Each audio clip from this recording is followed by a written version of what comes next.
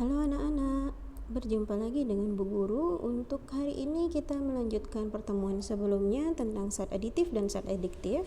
Nah, untuk pertemuan kali ini kita akan membahas tentang dampak negatif penggunaan zat aditif pada makanan dan minuman. Nah, untuk kompetensi dasar yang akan anak-anak pelajari itu masih sama dengan pertemuan sebelumnya. Sedangkan untuk indikator pencapaian kompetensi itu adalah ada dua yang akan kita bahas. Yang pertama adalah mengidentifikasi zat aditif yang digunakan pada makanan dan minuman. Yang kedua adalah mengajukan usul cara mencegah dampak negatif menggunakan zat aditif pada makanan dan minuman. Nah, sebelum kita bahas lebih lanjut tentang zat aditif, kita akan membahas persyaratan bahan tambahan pangan atau sering disebut juga dengan zat aditif ini. Yang pertama itu adalah telah diuji dan dievaluasi secara toksikologi.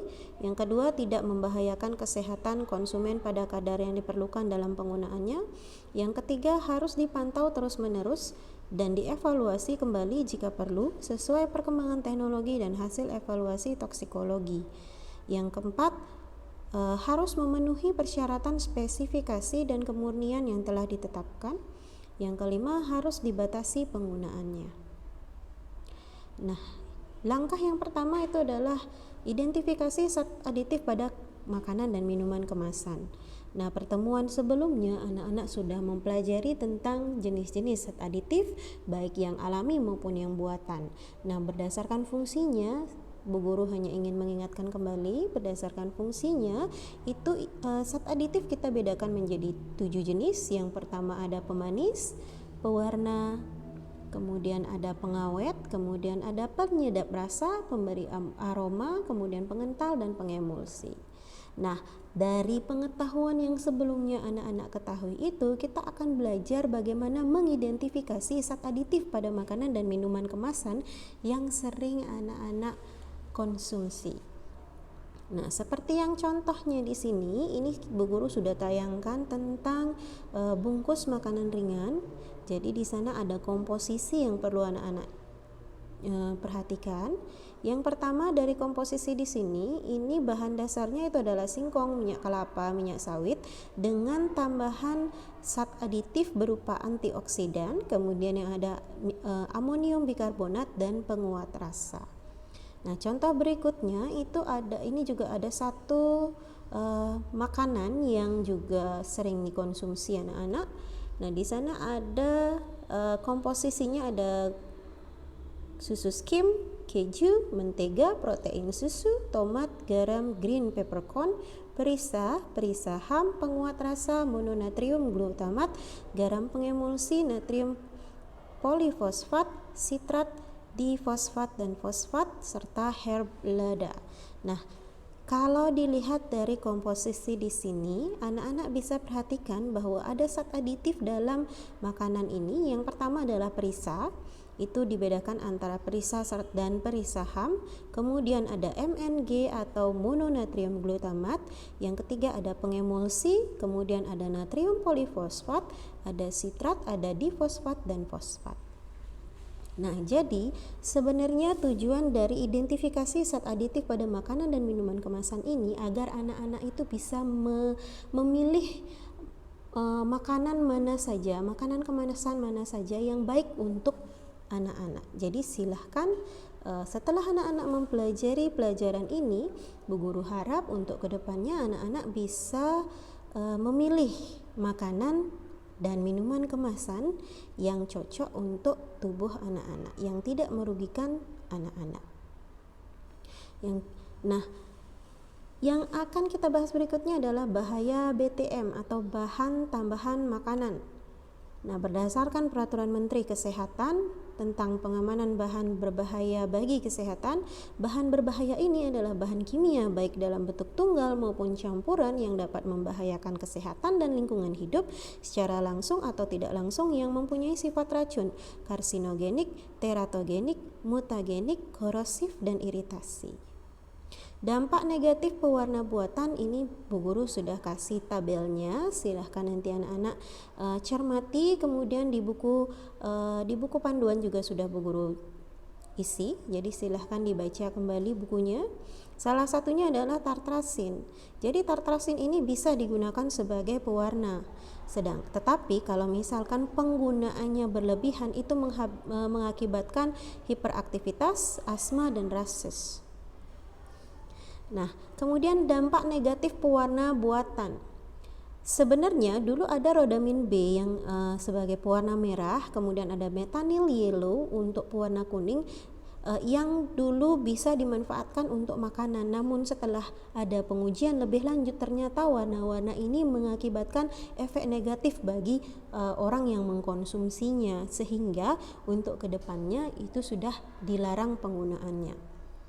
Nah, selain ada metanyl yellow dan rodamin B, ada juga amaran, ada indanthrene blue, kemudian ada fast yellow, ada orange, guinea green B dan sebagainya yang juga sudah Bu Guru cantumkan pada bahan ajar yang Bu Guru susun untuk anak-anak. Jadi silahkan dipelajari lebih lanjut juga.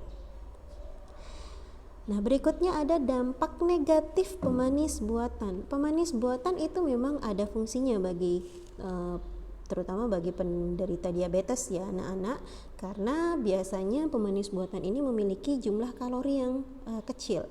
Tetapi dari fungsinya tersebut ternyata penggunaan berlebih dari pemanis buatan ini juga menimbulkan efek negatif. Salah satunya yang pertama adalah penggunaan aspartam yang berlebih dapat menyebabkan tumor pada otak dan epilepsi. Kemudian penggunaan sakarin yang berlebihan dapat membahayakan kesehatan tubuh manusia, misalnya menimbulkan kanker dan merangsang tumor pada bagian kandung kemih. Yang ketiga, pada dosis berlebih siklamat dapat memicu munculnya kanker kandung kemih, mutasi dan cacat lahir. Nah, berikutnya kita akan masuk ke dampak negatif pengawet buatan. Ini sebenarnya untuk formalin dan boraks ini adalah pengawet yang sebenarnya tidak ditujukan untuk makanan, tetapi banyak sekali produsen-produsen makanan yang nakal menggunakan formalin dan boraks untuk pengawetan barang produksinya. Padahal ini keduanya berbahaya sekali bagi tubuh.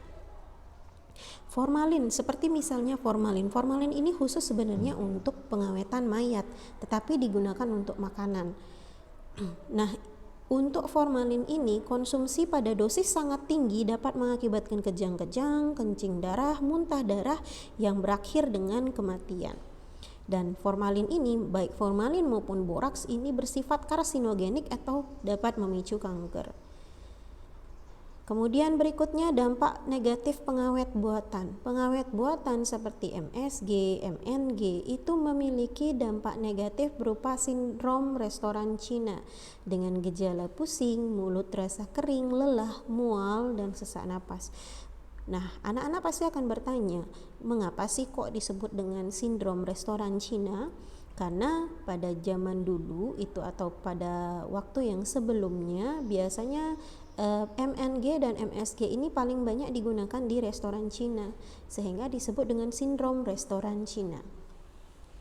Nah, kemudian dampak negatif pengental buatan. Pengental buatan atau yang mengakibatkan bahan makanan itu lebih kental, itu ada dampak negatifnya. Yang pertama adalah menyebabkan kanker, bisa menimbulkan kerusakan ginjal, iritasi pada kulit, kerusakan lambung, efek perubahan pada kromosom.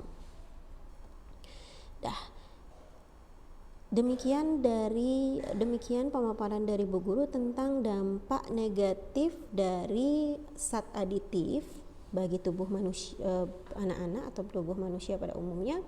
Nah, yang perlu anak-anak garis bawahi di sini adalah zat aditif ini memiliki dampak negatif ketika penggunaannya berlebih. Nah, terutama adalah ini khusus untuk zat aditif yang khusus makanan dan minuman. Jangan sampai nanti zat aditif yang bukan untuk makanan digunakan untuk makanan, itu sudah tentu salah. Nah, kemudian untuk upaya apa sih yang bisa anak-anak lakukan untuk mencegah dampak negatifnya? Yang pertama tentu saja anak-anak yang pertama adalah menghindari sebisa mungkin penggunaan atau mengkonsumsi makanan kemasan, karena biasanya makanan kemasan ini yang banyak mengandung zat aditif buatan. Yang kedua adalah anak-anak bisa, atau untuk anak-anak sendiri itu bisa mengurangi konsumsinya. Kemudian anak-anak bisa menginformasikan ke orang tuanya, nanti apabila orang tuanya membuat kue atau sebagainya, anak-anak bisa orang tuanya bisa menggunakan zat aditif alami. Oke, demikian, sekian dan terima kasih. Demikian penjelasan dari Bu Guru, semoga anak-anak paham. Untuk berikutnya anak-anak bisa bertanya Bu Guru lewat chat bersama ya. Terima kasih, selamat pagi.